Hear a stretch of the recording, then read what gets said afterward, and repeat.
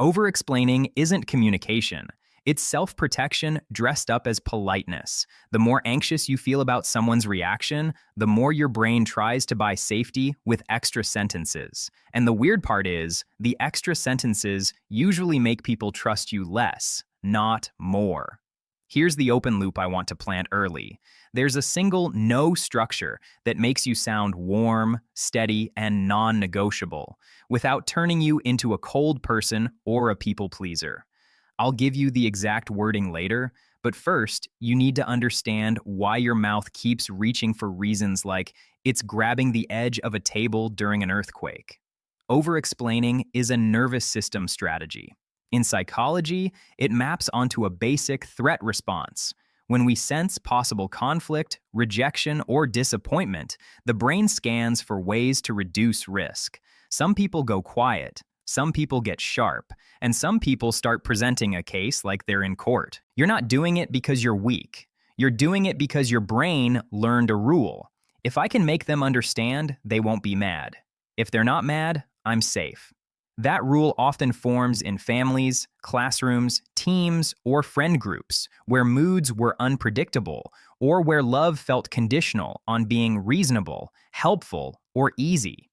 But adulthood has a different math. You can be understood and still be resented. You can be unclear and still be respected. You can give a flawless explanation and still be pressured. Because the real issue isn't the quality of your reasons. It's the fact that you're negotiating your right to have limits. When you over-explain, you accidentally send three signals. First, my boundary is up for debate. Second, your discomfort is my responsibility. Third, if you push back, I'll keep talking. None of those are what you mean, but communication is less about intent and more about the pattern people can reliably predict. Pattern interruption number 1, an anonymous vignette.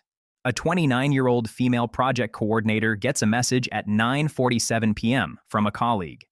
Can you quickly revise the deck tonight? Just small edits. She's already in bed, brain buzzing, tomorrow's schedule full. She types, deletes, types again. Hey, I can, but I was actually about to sleep because I've been up since 6 and I'm trying to fix my schedule.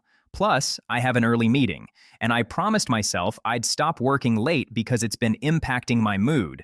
And also, I don't have my laptop right now, unless you need it urgently, in which case, maybe I could. Before she finishes, her colleague replies, "It's fine, I'll do it."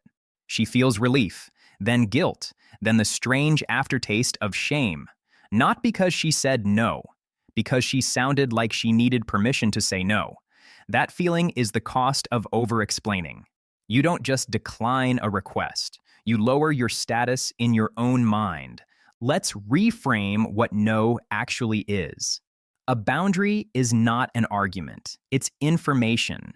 It's a map of what you will and won't do, so other people can coordinate with reality. When you treat it like a debate, you invite the other person into the driver's seat of your decisions. And it gets deeper. Over-explaining is often an identity move. Many high-functioning, conscientious people attach goodness to being agreeable. They don't just think, I should help. They think, I am the kind of person who helps. So when they say no, it feels like a tiny identity fracture. The brain tries to glue it back together with reasons. This is why you can be totally certain about your decision and still start justifying it as soon as someone pauses. Silence from the other person feels like danger. Your body reads it as they're unhappy, and your mouth tries to fix the air. So the goal isn't to become blunt. The goal is to become steady. You want to communicate, I'm a caring person with clear limits. And you want your nervous system to believe that sentence, not just your intellect. Pattern interruption number 2, a mini self-test. Don't overthink it. Just answer in your head. When you say no, do you feel an urge to explain within the first 2 seconds? When someone looks disappointed, do you speed up, soften, or add details? And afterward, do you replay the conversation and think of better lines, like your brain is trying to retroactively earn approval? If you nodded internally, that's not a character flaw. That's a learned strategy that used to work in some environments. We're going to update it. Here's the key mechanism. Over-explaining is reinforcement driven. Sometimes, when you give lots of reasons, the other person backs off and you feel relief.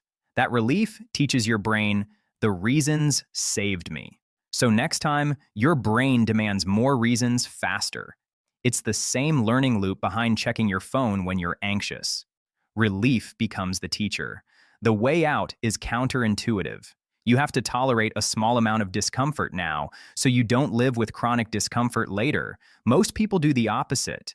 They try to avoid the awkward moment in the conversation, and they end up creating weeks of resentment, fatigue, and self-betrayal. Now let's get practical. You don't need a personality transplant. You need a script, a nervous system pause, and a training plan. First, the minimum viable version. This is your 2 to 5 minute no that works even when you're stressed. Step 1 is a pause you can feel in your body. Before you answer, exhale a little slower than normal. Not dramatically, just enough to signal to your system, we're not in danger, we're choosing. If you can, drop your shoulders half an inch. Your physiology will make your words cleaner. Then you use a one-sentence boundary with no explanatory clause. I can't do that. I'm not available for that. I'm going to pass. And then you stop. You don't fill the space. You let the air be slightly awkward, because that awkwardness is not a sign you did something wrong. It's the sound of a new boundary forming. If they ask why, you repeat a shorter version, not a longer one. I'm not available. I can't. Not this time. That's the minimum viable system. Regulate, one sentence, repeat. 2 minutes of practice in a mirror or in your notes app is enough to start rewiring the reflex. Now, a lot of people hear that and immediately worry, but won't that make me seem rude? Not if you add warmth without adding reasons. Warmth is tone, pace, and respect. Warmth is not details. You can say, I'm not available for that, with a calm voice and a kind face. That's a complete sentence. A boundary can be gentle and still be final. Here's the standard version, the one you use for real life when you want to preserve relationships and reduce friction. It's a 3-part structure that feels human while staying firm. You start with a brief acknowledgement, then the no, then a next step that doesn't reopen negotiation. Acknowledgement. Thanks for thinking of me, or I appreciate you asking, or I hear you. The no, I can't, or I'm not able to, or I'm going to pass. The next step, I can do X instead, or try Y, or check back next week, or I hope it goes well. Put together, it sounds like, thanks for asking, I'm not able to take that on. I can review it tomorrow morning for 10 minutes, but I can't work on it tonight. Notice what's missing. There's no life story, no apology spiral, no emotional overfunctioning. You gave an option that fits your limit, not their urgency. And here's the first big upgrade in psychology terms. You're shifting from explaining to structuring. You're not proving your boundary. You're presenting a plan. Now let's talk about the moment that breaks most people. Pushback. Someone sighs. Someone says, it'll only take a second. Someone goes, seriously? After everything I've done? Or they hit you with the soft guilt. I just thought you'd understand. This is where over-explainers go into performance mode. They start defending. They start bargaining. They start adding personal details to seem valid. But pushback isn't a sign your no was wrong. Pushback is data. You just found the person's strategy for crossing boundaries. So you need a pushback protocol, and it has to be simple enough to use when your heart rate is up. Your protocol is acknowledge the feeling, restate the boundary, and do not add new information. It makes sense you're stressed. I'm still not able to. I hear that you're disappointed. I'm going to pass. I get that this is urgent. I can't do it. If you add a fresh reason during pushback, you're training the other person to keep pushing until you reveal the real reason that convinces them. And then your life becomes a courtroom drama where everyone is waiting for the evidence. Here's the surprising part. The less you explain, the less people argue with you over time. Not always in the moment, but over time. Because people calibrate to consistency. They stop seeing your boundaries as negotiable if the pattern is stable. That's why this is a practice, not a one-time performance. You're teaching other people how to treat your no. Let's make this feel concrete with another pattern interruption. Most people do X. Here's why it backfires. Most people try to soften no with excessive apology. I'm so sorry, I feel terrible. I hate to do this. I wish I could. I'm the worst. That feels kind, but it hands the other person a hidden job. They now have to reassure you. The conversation flips, and suddenly your boundary becomes an emotional event they must manage. That's not respectful. It's messy. A cleaner version is one apology at most, and only when it's actually warranted. Sorry, I can't. Then stop. Your goal is not to make them happy. Your goal is to be clear and still be decent. Now, let's deliver the open loop, the single structure that ends conversations without guilt. It's this: I don't have the capacity for that. That sentence works because it's true without being debatable. Capacity is not a moral argument, it's a resource statement. In nervous system language, capacity includes time, energy, focus, health, emotional bandwidth, and recovery. You can even make it warmer. I don't have the capacity for that, but I hope it goes well. Or, I don't have the capacity for that right now. I can't commit reliably. Reliability is the silent authority word. People respect consistency more than they respect elaborate reasoning. Now we're going to build the upgrade version, the high performer system for saying no when your life is full and your standards are high. The upgrade starts before the request even happens, because the easiest no is the one you decided in advance. High performers who protect their time aren't constantly making decisions. They're following policies. A policy is a pre-made boundary you don't renegotiate every time someone asks. For example, I don't do work messages after 7 p.m., or I don't take calls without an agenda, or I don't commit on the spot. I check my calendar first. Notice how these policies remove the personal drama. You're not saying, I don't want to help you. You're saying, this is how I operate. It's identity level, but in a grounded way. If you want to sound premium, use policy language. I have a rule that I don't take on new tasks without 24 hours to review my workload. I keep my evenings tech light, so I'm not available for late edits. I don't make commitments during meetings. Send it to me, and I'll confirm by tomorrow. That's not rigid, that's professional. And here's a nuance that matters. Policies can be flexible, but they should be predictable. If you break your policy for an actual emergency, say that explicitly, so you don't teach people that every urgency is an emergency. I can make an exception this once because it's time sensitive, but generally, I don't do after-hours revisions. That sentence protects your future self.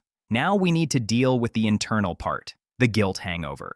Guilt after saying no is often not a sign you did something unethical. It's a sign you violated an old role. If you were the reliable one, the easy one, the helper, the peacemaker, then saying no can feel like social danger. Your nervous system expects consequences, so it floods you with sensations that feel like, fix it, add a reason, make sure they're okay.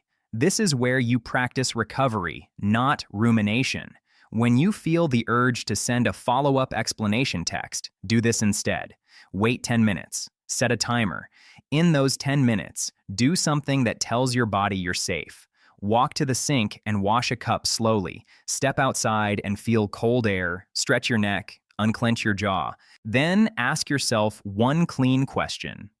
Did I communicate clearly and respectfully? If yes, you're done. You don't need to manage their feelings with extra paragraphs.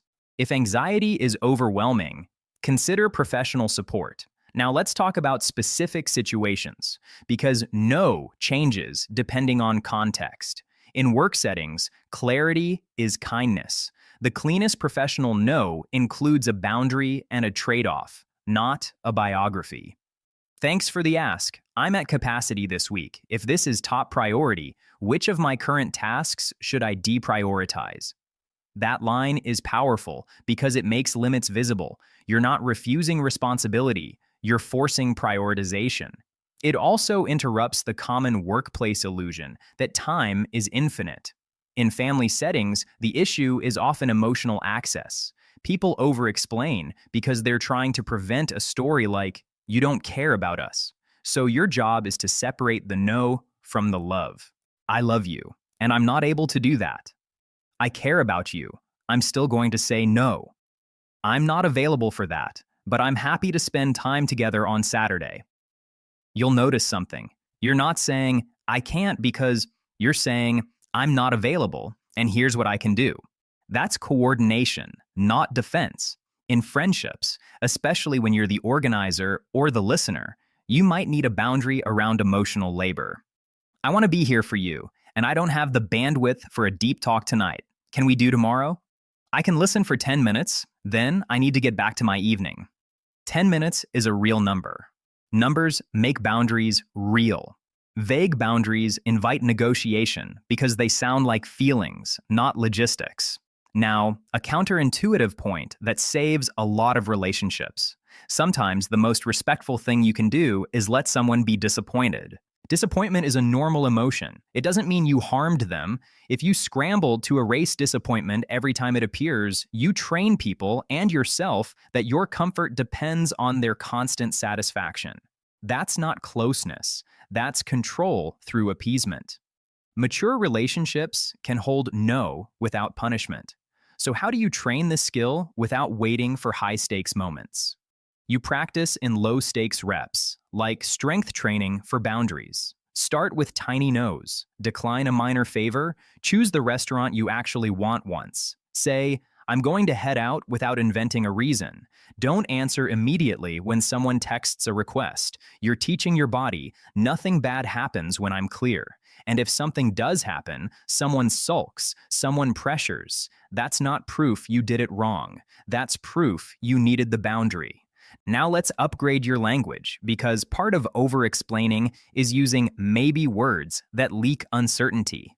If you say, I'll try, people hear, if I push, you'll fold. If you say, I don't think I can, people hear, convince me.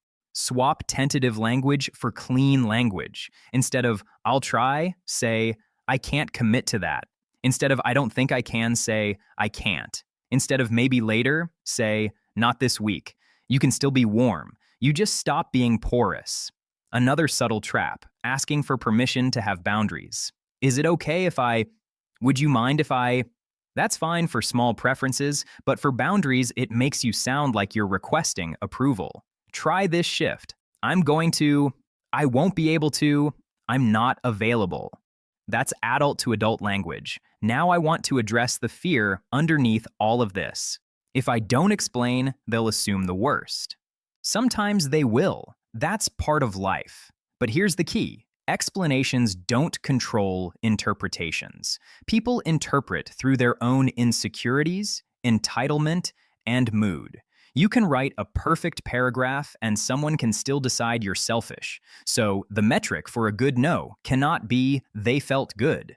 The metric has to be I was clear, respectful, and aligned with my capacity. When you start living by that metric, something shifts. Your self-respect stops being outsourced, and people who are healthy adapt. People who benefit from your lack of boundaries might resist. Both outcomes are useful information. Let's tie it together with a short training plan you can run for the next 7 days. No apps, no complicated systems, just a sequence. Day 1, you practice the minimum viable no once. One small no, something low risk. You regulate one sentence, stop.